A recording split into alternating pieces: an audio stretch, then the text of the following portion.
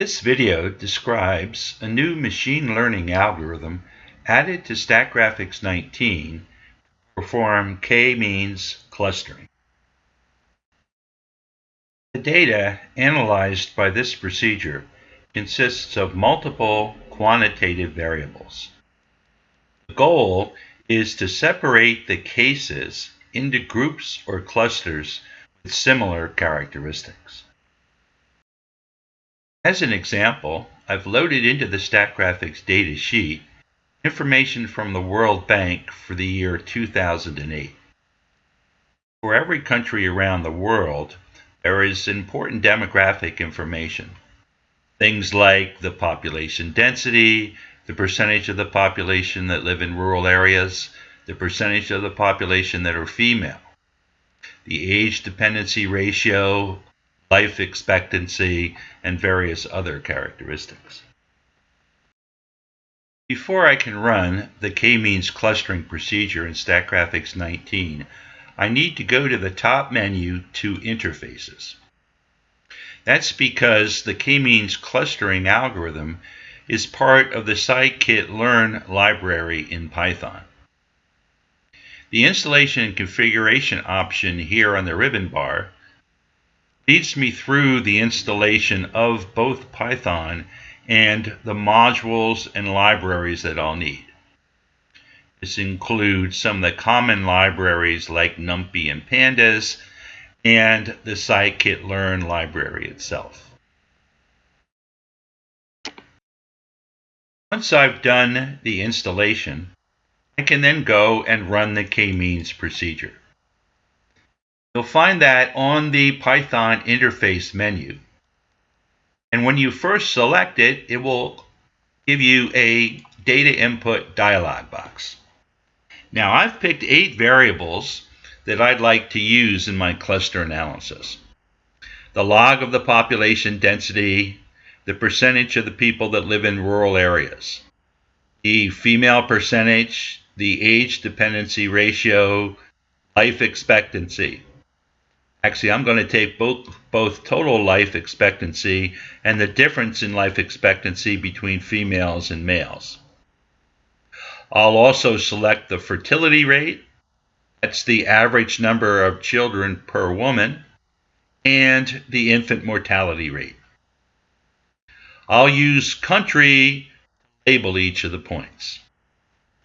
If I wanted to, I could specify certain rows to act as initial seeds for each of the clusters.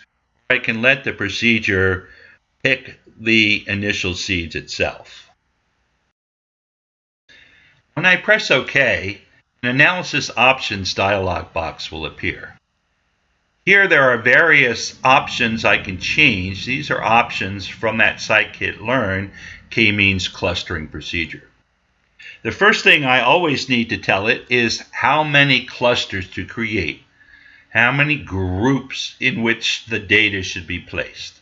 I'm going to ask for 3 groups. If I wanted, I could specify the algorithm to be used. There's a classical EM-style algorithm that's often used for sparse data, and an Elkin algorithm that's used for dense data. We'll let the program automatically decide which to use. As far as initial seeds are concerned, I can ask it to decide using a smart algorithm what seeds to start with when it does the clustering. Or I can tell it to just pick rows at random each time it does the analysis. I also need to tell it whether or not to standardize the variables, subtract the means and divide by the standard deviation. That's usually a good idea. Then I tell it how many times to run the procedure. And I'm going to tell it to run the procedure 10 times and take the best result. There are other options such as fixing the random seed, whether or not to pre-compute distances. Normally I'll just leave those set as they are. The one other thing I do want to pay attention to, though, is how missing values should be treated. It's quite possible in a set of data like this that there is missing information for some rows and some variables. I could ask it to completely exclude those cases and it wouldn't use them at all. Although I often think it's better to take as much information as you can get, I'm going to tell it to assign incomplete cases to their nearest cluster centroid. The final dialog box I'll need to complete lets me select tables and graphs to output. By default, it will select the analysis summary and the membership table. The membership table will show me which countries belong to which clusters. As far as graphs are concerned, I'm going to ask for both the 2D and 3D scatter plot. I'll then press OK.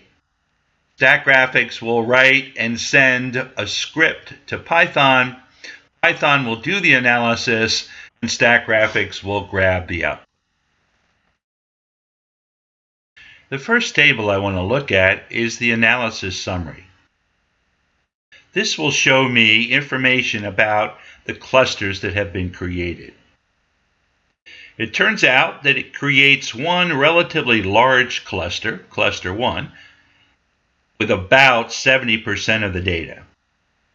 A second cluster about half that size with a little less than 34% of the data. And a third cluster with only 4 members, that's just over 2%. It also shows me the cluster centroid. That is the means of each variable for each cluster. It actually shows me unstandardized centroids. Those have the units of the original variables. And standardized cluster centroids. They show me how many standard deviations the centroid is away from the mean. You can see some interesting information here. Look, for example, at the column labeled female percentage. Cluster 1 is about 0.2 standard deviations above the mean. Cluster 2, its centroid is almost exactly at the mean.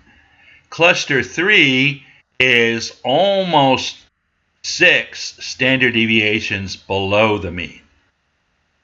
So I can see just looking at that cluster 3 is quite a bit different on female percentage. If you look at things like life expectancy, notice clusters 1 and 2 are about 0.6, 0.7 standard deviations above the mean. Cluster, that's 1 and 3. Cluster 2, on the other hand, is about 1 standard deviation below the mean. I now want to take a look at the scatter plots. Let's take a look first at the two-dimensional scatter plot. The two-dimensional scatter plot will plot each country in my data set versus any 2 variables. I've selected for this plot female percentage and life expectancy because they do a pretty good job at showing you how the clusters have been created. In particular, you can see that cluster 3 consists of 4 countries here with a very small value for female percentage.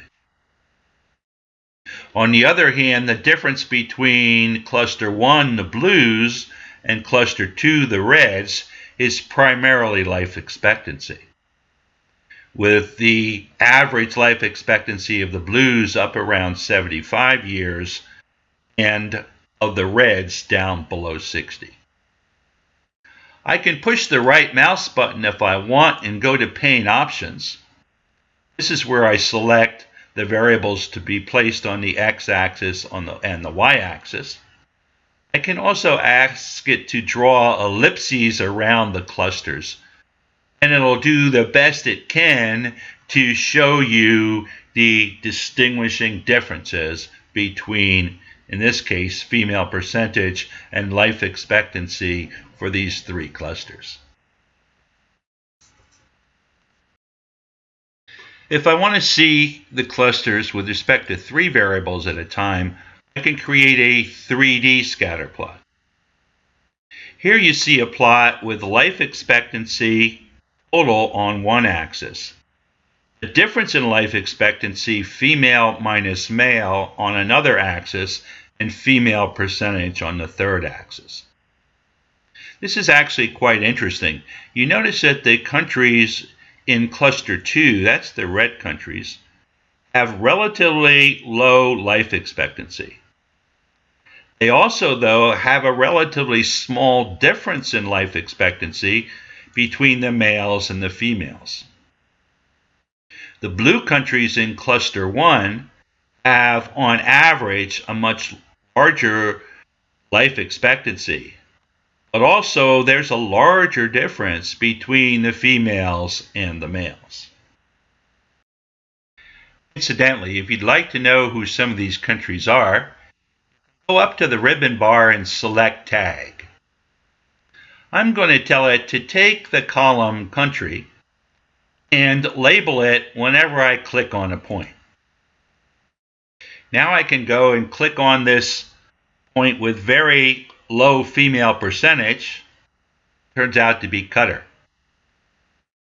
I can click on this point here. It seems to be in cluster 2, although it looks like it should be in cluster 1. That's Tajikistan. It's fun to do this, to see who the various points are. There's Russia there, with the largest difference in life expectancy between females and males. And here's another country down here, Zimbabwe, with very low life expectancy.